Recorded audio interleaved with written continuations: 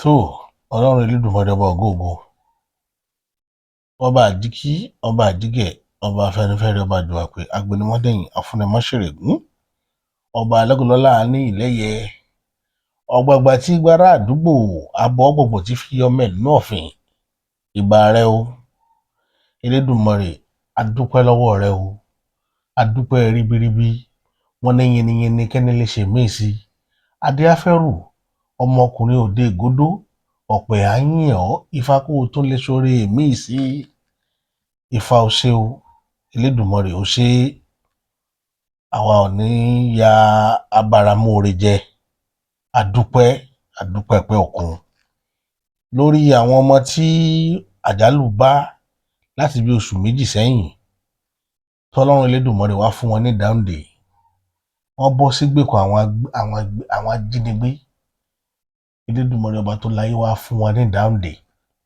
gbogbo eré tá a ti sá sẹ́yìn náà ní àṣeyọrí rẹ̀ yẹn ọpẹ́ ni fún Ọlọ́run adúpẹ́ o tó ibà yín yamí òṣòmọgà ẹ̀yìn látọjọ́ pọ́n àtẹ̀dẹ́jọ́ ká ti fojú róòró ẹ̀yin lọ ṣaláńsólò òṣòlò ṣaláyìn tẹ́wẹ̀ náà mi ṣaláńsólò òjijì fìrí ọdẹ́sápó yarú àrògìdìgbàsá kò yí oògùn oníbàtẹ́ pèlè mọ̀jà tí ìbànújà láì fọwọ́kan ní ìbà lọ́wọ́ yín àti ìdímòjì èèyàn ìbà lọ́wọ́ yín àyìn ajẹrun òru adúpẹ́ pé òkun láàlú dọwọ́ rẹ òfẹ́ bàtákù jó bàǹbàmù ẹlẹ́kùn sunkún láàárọ̀ yìí ṣẹ̀jẹ̀ onímẹ̀sùmí láàárọ̀ yìí ń sòfò ẹ̀bọ̀ra ti jára tó pa láàlú adúpẹ́ o ilẹ̀ ọ̀gẹ́rẹ́ adúpẹ́ pé òkun mọ́jà ṣe ọ̀tẹ̀ mọ́jà tójú ilẹ̀ mọ́lẹ̀ ẹ̀gún ayé mọ́jà ogún alẹ́sẹ̀ aṣọkà mọ́jà bá wọn tẹ̀ aṣọ àwọn àgbàlagbà mọ́jà tẹ̀ ẹni tá a ṣẹ̀tà bẹ̀ tí ò ní gbẹ́ Elédùmarè ó dọwọ́ rẹ sẹ̀ mọ́jà bárò ẹni bẹ́ẹ̀ tó ọpẹ́ ni fún ọ ọba tó ní ayé ọpẹ́ ni fún Elédùmarè ọba ògóògó adúpẹ́ o àwa mọ̀ lóore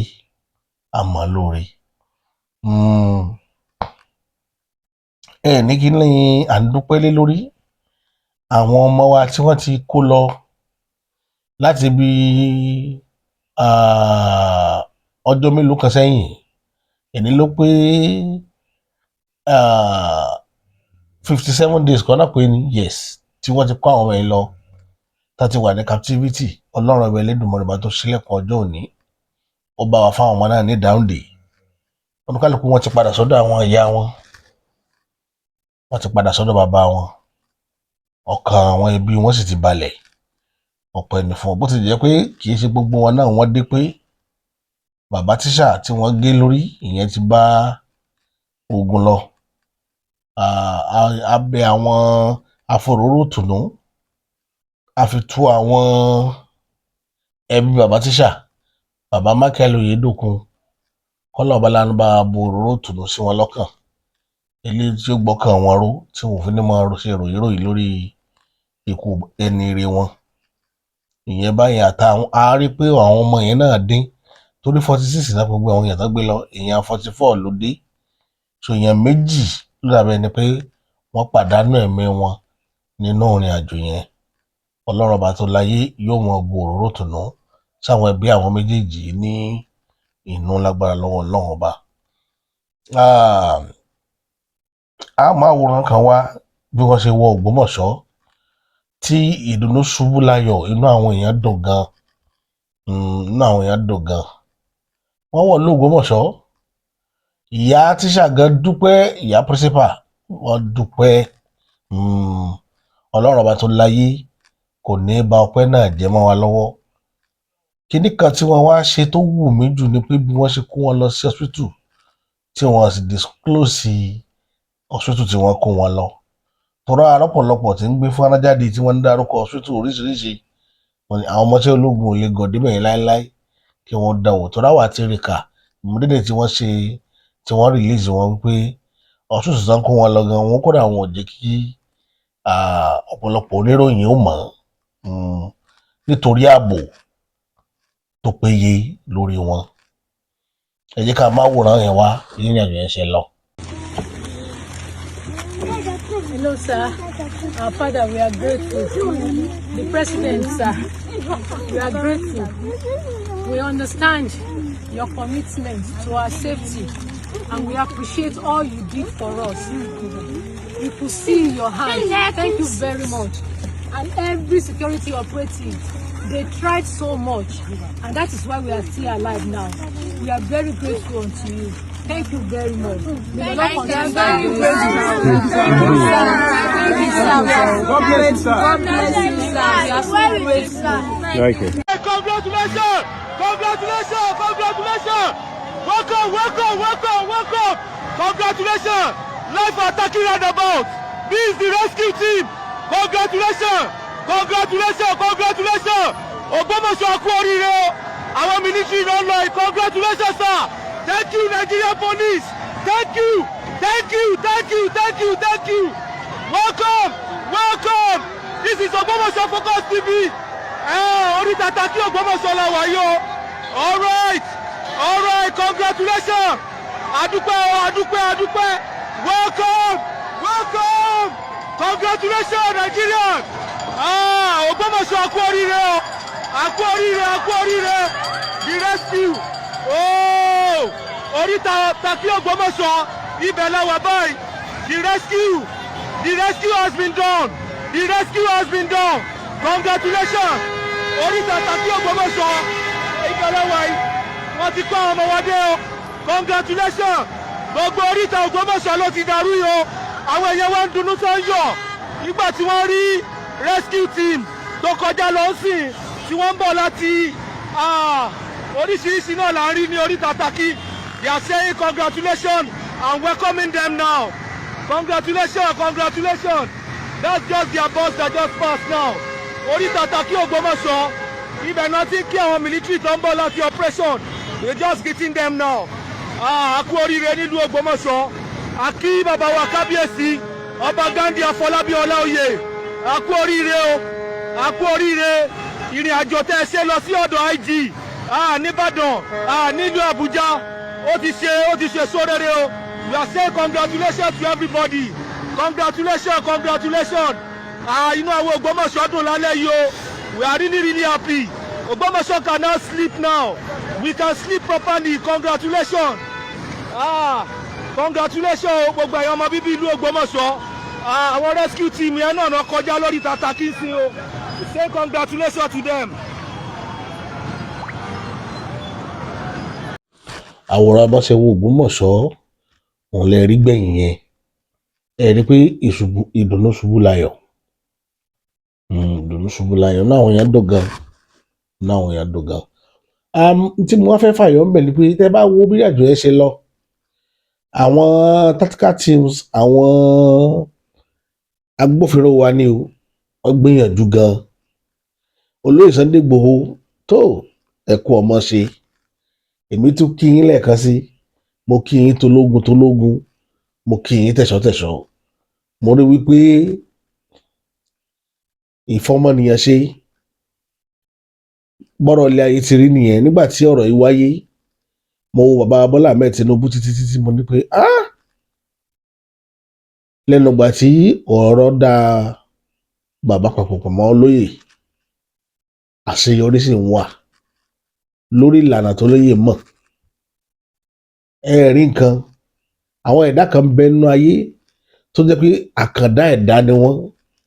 Kì í ṣoògùn olóyè Sunday ní, kì í ṣoògùn. Orí lolóyè Sunday ní tí ń gbé. Wọ́n ní orí ẹni ní gbélé àdádé owó, orí ẹni ní gbélé àtẹ̀pá àlẹ̀kẹ̀. Orí ló gbé Olúgbọ́n, ó dé Olúgbọ́n ní adé ṣẹ̀ṣẹ̀ fún ọ̀nà ọmọ àtàkàrà sọ́la. Ǹjẹ́ bí orí bá gbé lówó, torí gbé ń kọ́lé, tí gbé ń bímọ, tí gbé ń lẹ́mìí gígùn àtàláfíà, àkàrà orí dákun wá ka tèmi mọ́ wọn àkàrà. Torí pé náà orí ni òjòlé ènìyàn ló kọ̀ ní oṣoògùn ọ̀la. Níjọ́ tí Òṣùpá kú tí ń rántí tí kò kúta lára rí, adé afẹ́ lójọ́ gba nìtẹ́ lọ ń kalẹ̀ kan láì kẹ́kẹ́. Èsì ò tí ń kalẹ̀ kan ọ̀la ìlèlè. Èsì tí wọ́n ń kalẹ̀ kan ọ̀la ìgbọ̀ngbọ̀n. Ọwọ́ àràjà ọwọ́ àjò. Ìran bàbá yìí kò bá wọn tó fẹ́ ìṣọdún orí ní sọmọ ẹlẹ́kùnmẹ́kùn. Ó yá máa lọ. Orí tọmọ kékeré bá kọyán alẹ́bẹ̀ ní àgbààgbà bẹ̀. Wọ́n fọ̀rọ̀ tán balẹ̀. Orí mi ẹlẹ́dàá mi. Má gbàbọ̀dé o, ẹlẹ́dàá dọwọ́ rẹ lónìí.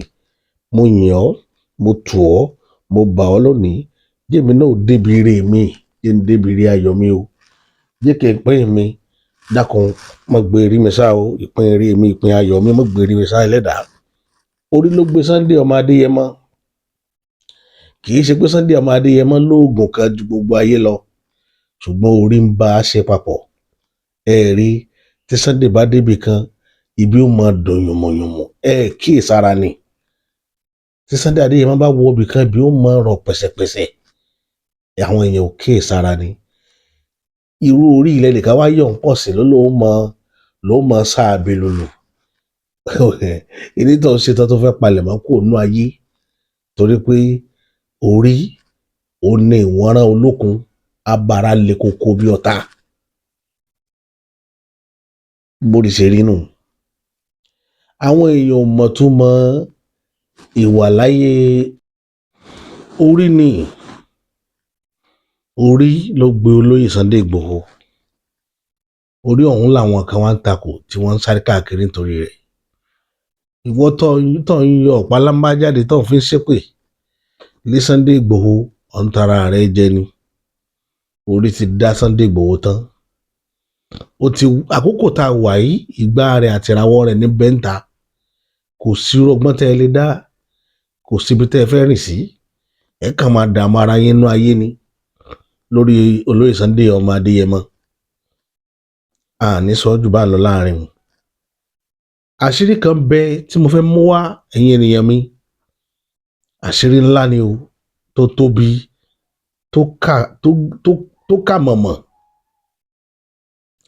ṣe láwọn tá à ń bá ṣe papọ̀ lókè ọ̀yá àwọn ni ọ̀tá àlọsíwájú ìlú yìí eléyìí tí gbogbo tí èmi àti ìwọ tá a jọjọ mọ̀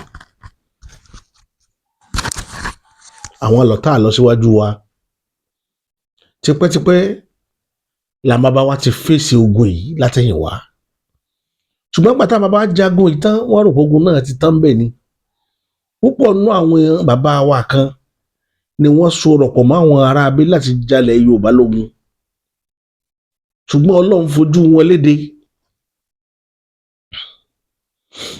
lénìí àwọn ọmọ wọn bá rọ̀bá bàbá àtàn àwọn náà wọ́n ń tàka wọ́n ń ta ọfà sílẹ̀ Yorùbá wọn wà máa dọ́gbọ́n sọ pé a ṣe bí bàbá àwọn bàbá wa wọ́n jọ sí bákan kan náà ni mò ń sọ fáwọn kan jó ni mo ní ẹ ṣọ́ra pẹ̀lú wọn àìṣe kankan náà tá a bá jẹ́ kankan náà ni ẹ̀yà rẹ ò ní máa gbé ogun wọlé Yorùbá níbi tí wọn náà sọ pé wọn náà ti jẹ́ kankan náà kẹ́sì mọ òwúrọ̀ kẹfọ́ lẹ́rán ìdí tí mo fi sọ pé wọ́n yìí sára wa nù o kẹ́yìn ènìyàn kẹ́ máa ti ibi ìsáná kẹ́ máa kíyèsí oògùn mo fẹ́ fa kankan yọ ẹ̀yin ènìyàn mi ẹ má bínú sí mi lórí ọ̀rọ̀ àwọn lórí ọ̀rọ̀ state police tí wọ́n sọ̀rọ̀ ẹ̀ lọ láìpẹ́ yìí ṣé ẹ mọ̀ pé àwọn ará abẹ́ gbìnà ìyá gan wọ́n ń pète wọ́n ń pèrò láti dabarú ìrìn àjò state police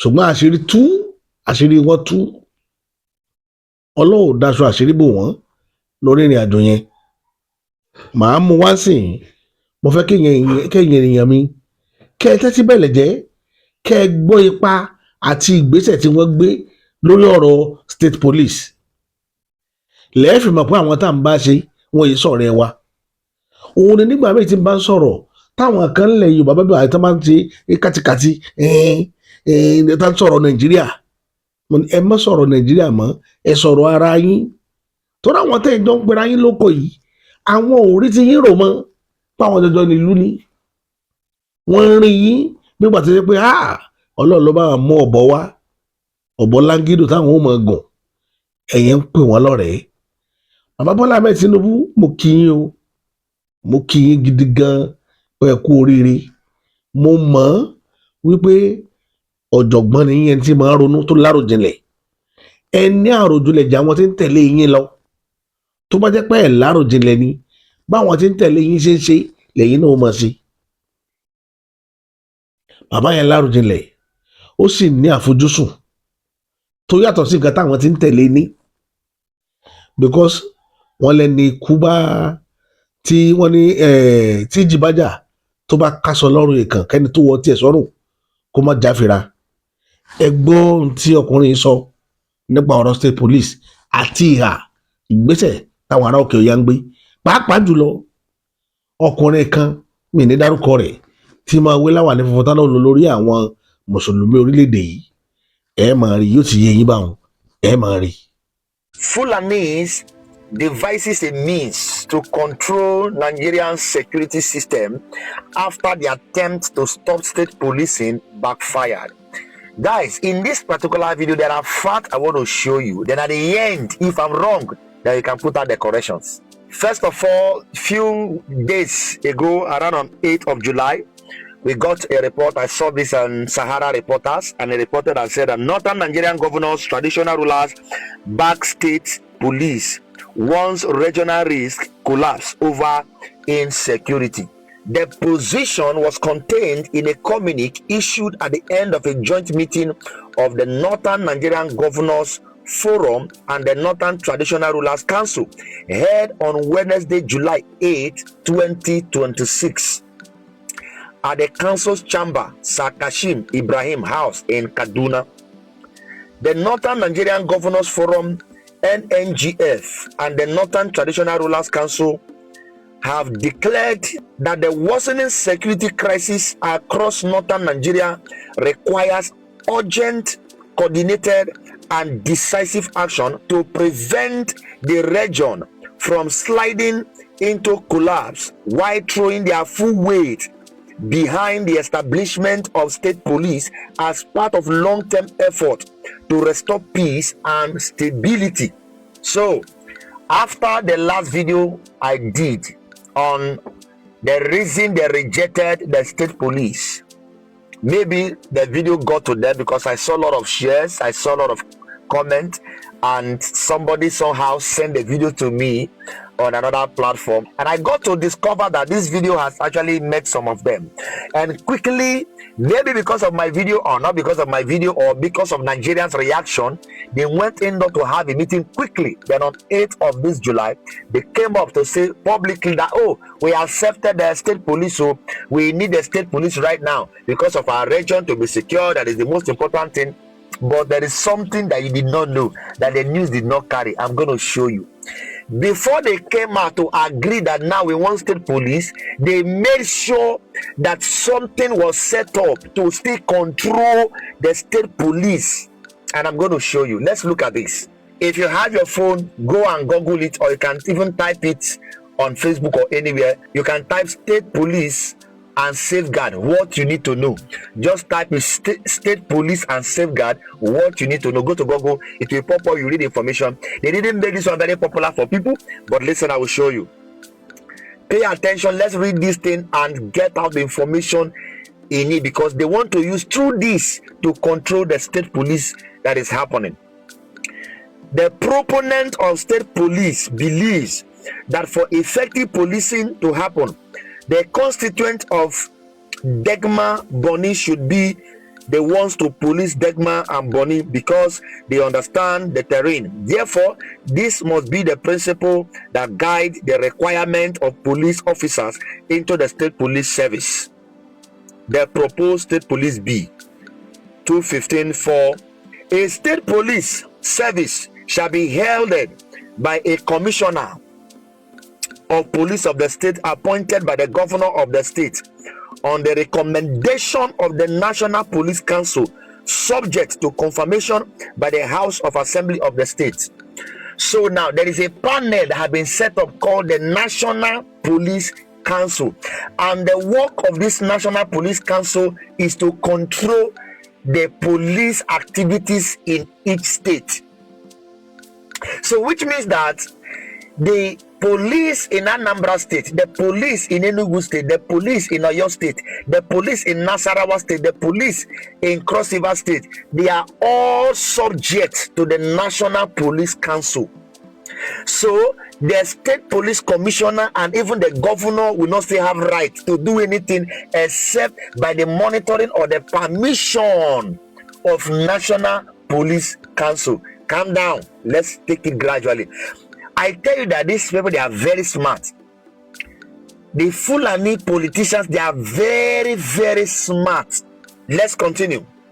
The National Police Council, NPC, shall have a chairman to be appointed by the president. So the president is the one to appoint the chairman of National Police Council, that will control all the police in Nigeria, control all the police in the state, the commissioner and police affairs, still under National Police Council. So what they are doing now is that they moved police down to state police, but they created a panel to control the state police by the national.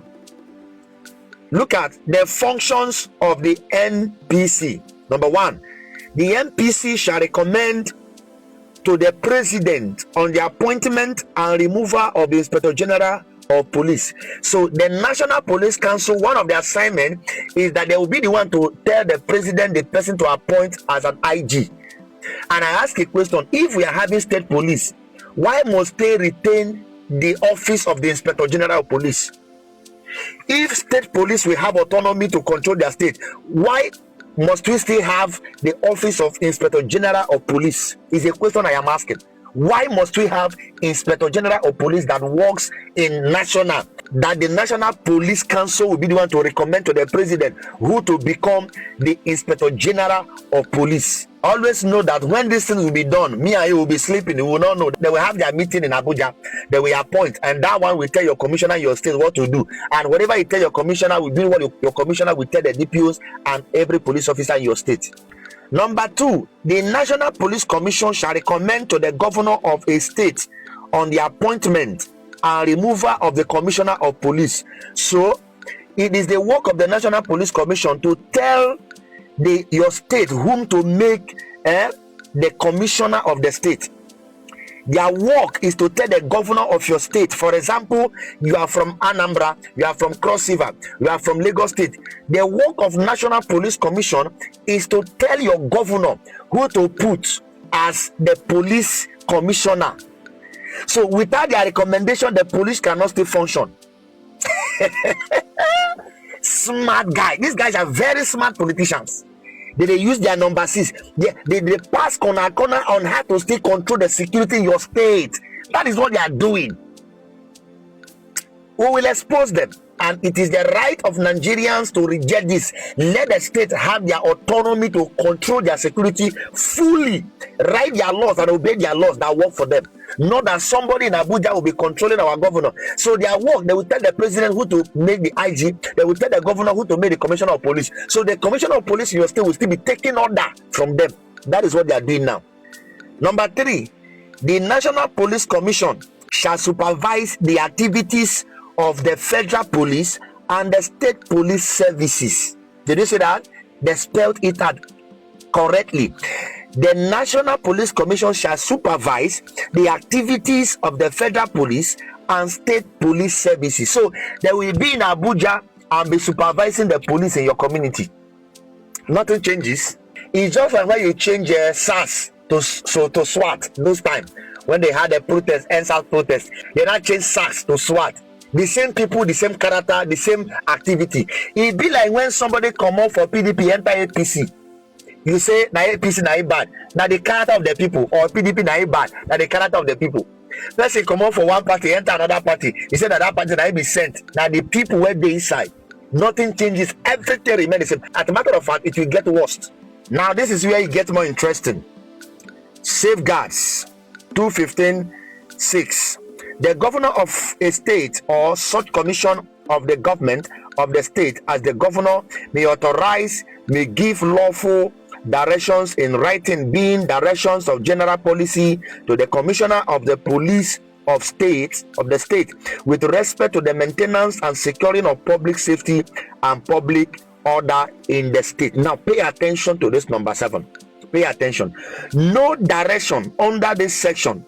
We are talking about this number 6. No direction under this section shall require the arrest, detention, investigation, non-investigation, deployment or use of force against any named person, political party, association, or class of persons, except in accordance with law, or require a police service or any member of a police service to act unlawfully, violate fundamental rights, suppress lawful political activities, discriminate against any person or group, or enforce the law for a partisan, ethnic, religion, sectional, or personal purpose. So what they're trying to say here, that no direction under this section shall require the arrest, detention, investigation, or non-investigation deployment. Nobody should be able to investigate.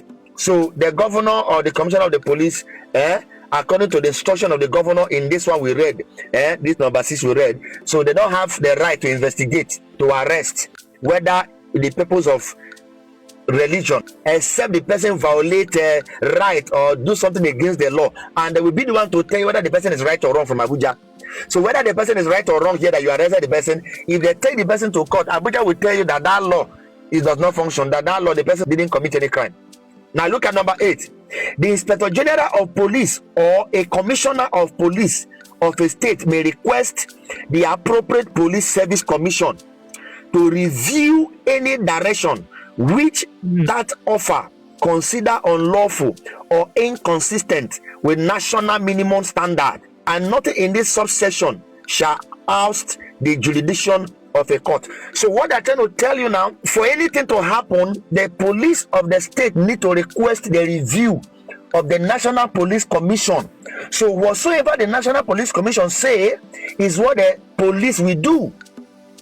And with this now, I'm beginning to think that means each state will now have an office where they prepare for National Police Commission, and they will post people there that will monitor the affairs of the state. And only God knows who we put there.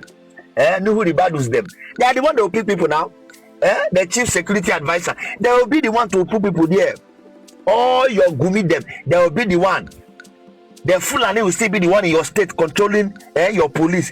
If citizens did not reject this, for state to have complete autonomy, they will still be controlling the security in your community from Abuja. Look at number 10.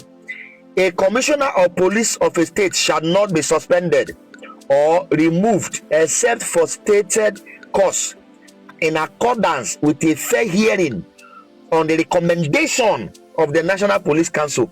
So if National Police Council appointed a Fulani man to be the commissioner of your state for you, if that person do what the state did not like, the state governor have no right to remove the state commissioner of police that they put in your state, except the National Police Commission gave approval. And it talked about fair hearing. Which court in Nigeria can you get fair hearing when the Fulani man is the one in charge? Citizens will need to rise up to demand the autonomy of state police. Let them have their own law. Now listen to the last part. Let's listen to the last part, the last paragraph here. The National Police Council, NPC, whose chairman is appointed by the president, recommends the commissioner of police to be appointed by the governor. So the National Police Commission in Abuja will be the one to recommend to your governor whom to put as the commissioner of police for the state. That is what they are saying. So the governor also does not have right to appoint. That's what they are saying here.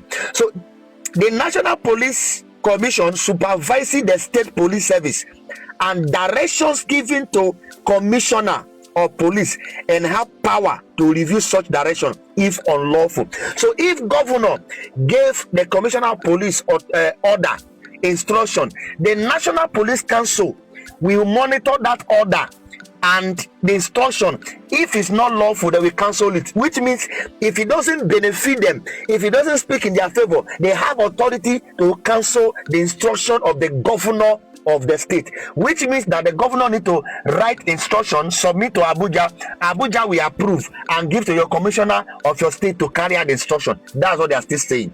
So if somebody come to your village to buy you, to do things against you, and you carry the person to police station, the police DPO will now write to commissioner will write to state will now write to national, until when they are set before they can do anything to that criminal. That is what this thing is talking about. Go and Google it and read it. Nigeria, we are in a mess. they accepted state police, but they maneuver on how they can still control the security in your village. That's what all this is all about. Share this video. What do you think about this matter? Don't keep this video to yourself. Create more awareness. Bye for now. See you next time. China ti rí position Sátánì Sókótó. Ẹ ti rí position rẹ̀ lórí state police. Ọkàn wọn ò balẹ̀. Wọ́n ń wá gbogbo ọ̀nà tágbára yẹn, agbára ọlọ́pàá tí tó fi wà lọ́wọ́ wọn tó jẹ́ pé ní state police federal yóò tún mọ control rẹ̀. Eléyìí tán ṣe lọ́wọ́ ṣe máa ń pariwo ni pé Fúlàní ó gbé AK-47 dání, wò sí bá ńlá ọlọ́pàá náà tó lè dá dúró. Àṣírí lẹ́gbẹ́ lẹ́nu ilé nìyí. Mi ò rí bá ńlá ọmọ ọlọ́pàá náà tá bá ṣàìdánú àdúgbò ìtẹ́bá arrest wọn kí ilẹ̀ ò tó ṣú wọ́n ti pàṣẹ láti federal level láti Àbújá wípé ẹ lọ tú lágbájá lẹ̀ wọ́n dẹ̀ túlẹ̀. Rí gbogbo àwọn wákìlì rẹ̀ ráwọn Kàbírù Sókótó ni. Sáà ní kéèsì wọn lọ́wọ́ ni. Sáà ní kéèsì Bello Turji dáadáa ni. Tí gbogbo wọn máa bá state governor sí meeting tí wọ́n sì ń pa aráàlú náà pa kúkúrú pa gógó tí ò sẹ́ni tó lè mú wọn.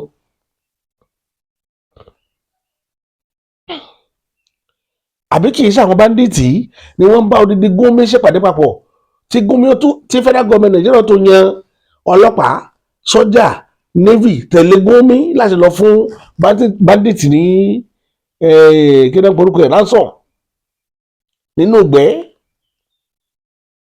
Ìdí rèé tá a fi ń jí ó mọ iye yín ní gbogbo ìgbà wípé ọ̀rọ̀ Nàìjíríà kò sáré. The only thing tó lè solve problem wa olùkẹ́lẹ́kọ̀ọ́ kẹ́kọ̀ọ́ rẹ̀ dání.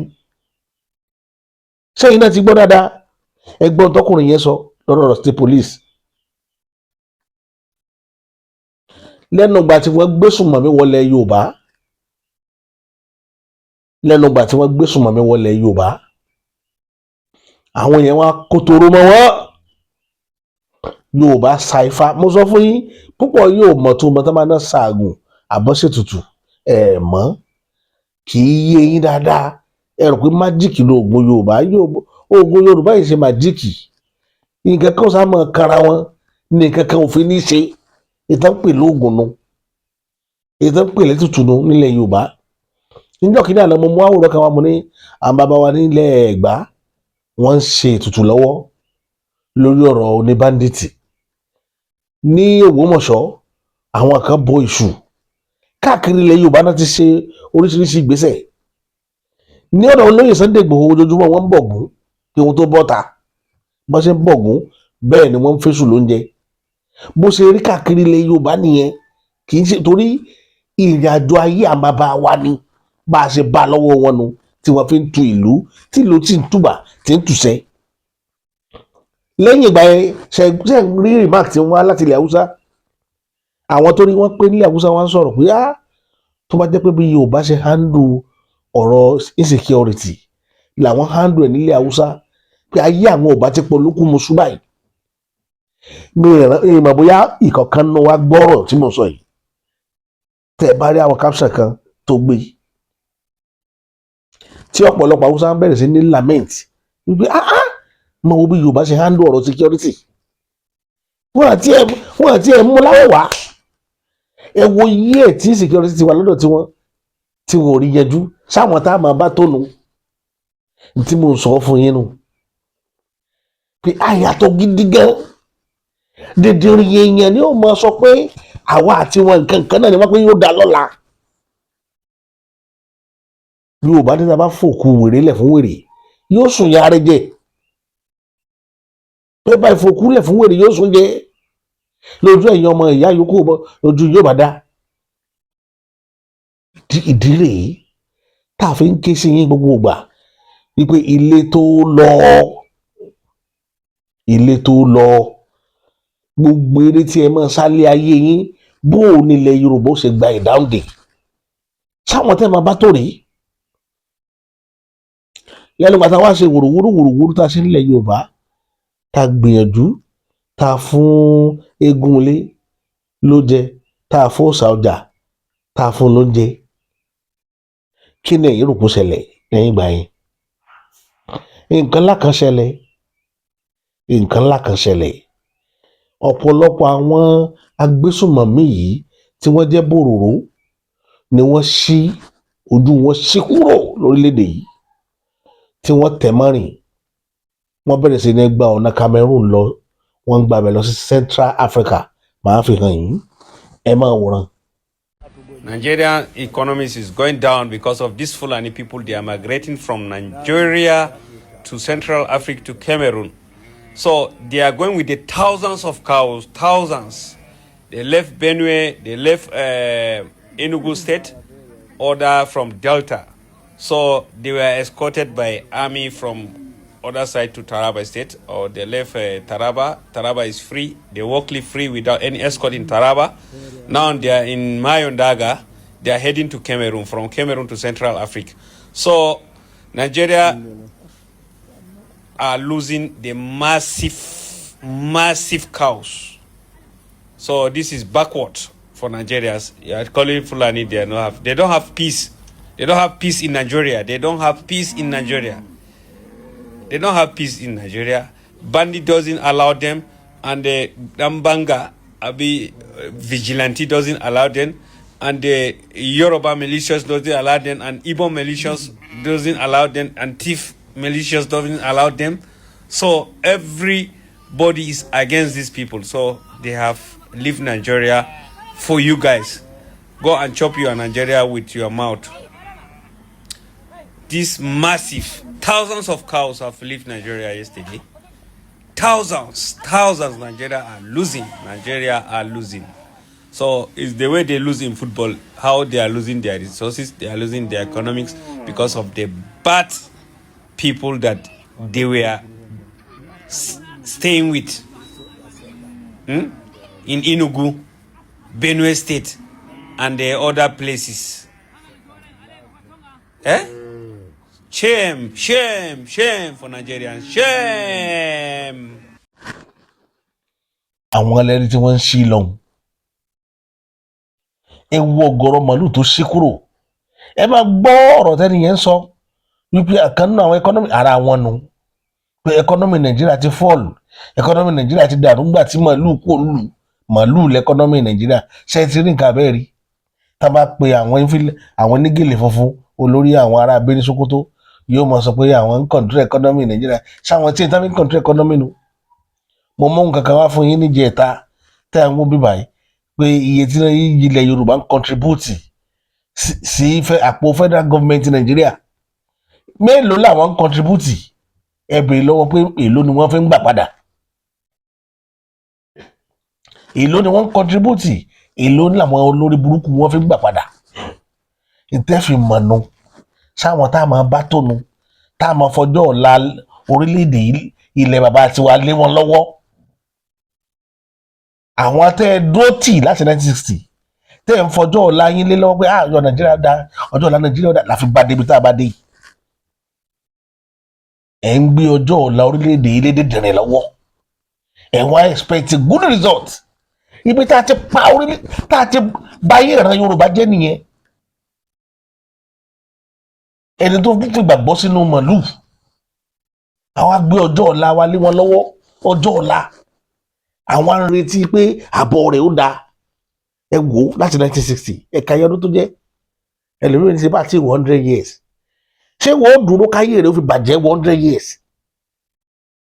ó dúró èmi ò ní yé sòdodo ọ̀rọ̀ fún yín o ẹ̀yin ènìyàn mi ní yé sòdodo ọ̀rọ̀ sáwọn tá a máa bá gbére ẹjẹ́ tó fi fídíò kan hàn yín tí kan bọ́ nú gbó ó bọ́ sínú oko olóko kòkó mọ́lú lọ́bẹ̀ ó kàn bọ́ sínú oko olóko ó sì fa ilẹ̀ àdá ó sì gé àgbàdo lágẹ̀lulẹ̀ àbẹ́mọ́lẹ̀ sáwọn tẹ́ ń fọjọ́ ọ̀la yín lé lọ́wọ́ rè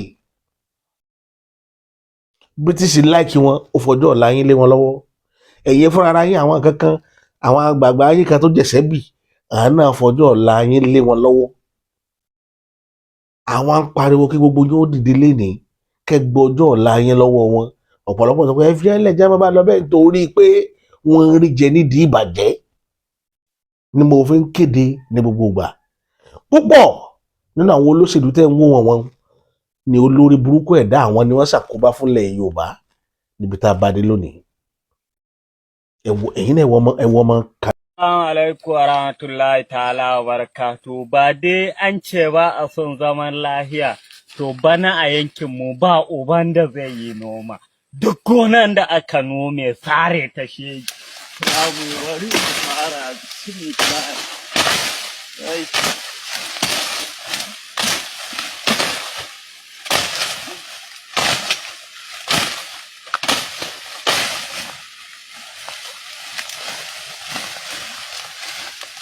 Bana ba uban da zai yi noma nan da kuke gani dawa ce duka lebur zan yi ma gonan nan ba uban da zai yi noma ba dai zaman lafiya ba a son zaman lafiya bana sai na ga ɗan iskan da zai yi noma a yankinmu ban ga ɗan iskan da zai yi noma a yankinmu an nemi zaman lafiya kun ce ba ku so bismillah a yi ta wake jin tsoro kada a yi noma.